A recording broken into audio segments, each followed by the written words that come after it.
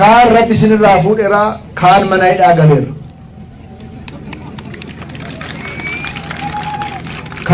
Kan nu buqqisaa ture, kan nu qaanessaa ture,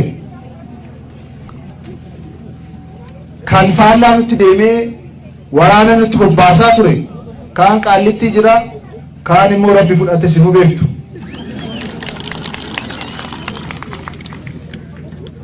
Injifannoodhaan aarsaadhaan as ga'e.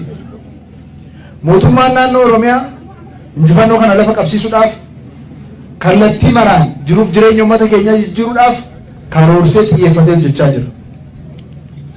Karoora isaa keessatti dhimmi murteessaan carraawwan Oromiyaa keessa jiran tokko tokkoon baruudha, hubachuudha. Carraawwan sana immoo karoora qopheessee hojiitti hiikuudha. Akka Harargeetti carraa guddaan jiru tokko Jimaadha, kuduraaf muduraadha.